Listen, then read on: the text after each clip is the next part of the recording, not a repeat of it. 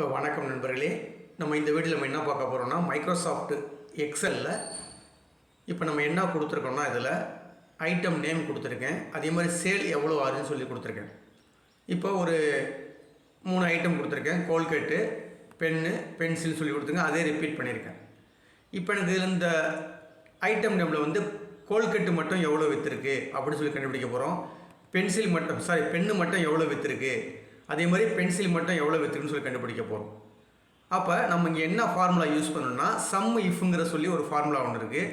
அப்போ இந்த இடத்துல கர்சரை கிளிக் பண்ணிங்க, ஈக்குவல் டு சம் இஃப்னு சொல்லி கொடுத்துங்க.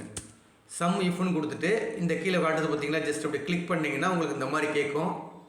ஃபஸ்ட்டு என்ன கேட்குது பாருங்கள், ரேஞ்சு கேட்குது. இந்த ரேஞ்சு வந்து இந்த ரேஞ்சை அப்படியே செலக்ட் பண்ணிங்க.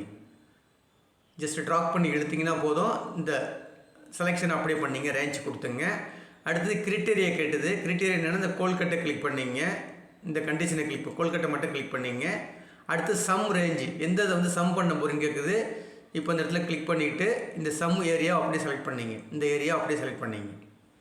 செலக்ட் பண்ணிவிட்டு ஜஸ்ட் என்ட்ரு கொடுத்தீங்கன்னா உங்களுக்கு ஆட்டோமேட்டிக்காக ஆன்சர் வந்துடும். இப்போ ஒரே ஒரு இது மட்டும் கண்டுபிடிச்சாச்சு. கோல்கட்டுக்கு மட்டும் என்ன செஞ்சாச்சு, ஆன்சர் கண்டுபிடிச்சாச்சு. இந்த ஒரு டாட் இருக்குது பாருங்கள், இந்த டாட்டை ஜஸ்ட் ட்ராப் பண்ணி கீழே இழுத்திங்கன்னா உங்களுக்கு ஆட்டோமேட்டிக்காக அடுத்த செல்லுக்குலாம் வந்துடும்.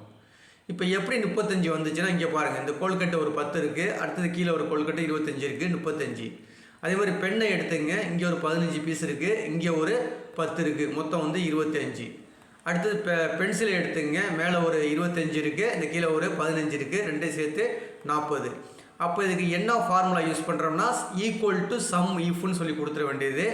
ஃபஸ்ட்டு இந்த டோட்டல் அமௌண்ட் டோட்டல் ஐட்டத்தை அப்படியே இது பண்ணிங்க. அதாவது ஹெட்டிங் தேவையில்லை. ஹெட்டிங் இல்லாமல் இந்த கோல்கேட்டும் இந்த சேல்ஸ் எவ்வளோ ஆயிருக்குது அப்படியே செலெக்ஷன் பண்ணிங்க. அதுக்கு அடுத்தது கிரிட்டேரியா வந்து இந்த கோல்கட்டை மட்டும் சூஸ் பண்ணிங்க. அடுத்தது ஒரு கமா கொடுத்துட்டு எந்த ரேஞ்சை வந்து சம் பண்ண போகிறீங்க அந்த ரேஞ்சை மட்டும் கொடுத்துங்க, சேலை மட்டும் கொடுத்துங்க. கொடுத்துட்டு ஜஸ்ட் என்ட்ரு கொடுத்தீங்கன்னா உங்களுக்கு ஆட்டோமேட்டிக்காக இந்த மாதிரி ரிசல்ட் வந்துடுங்க.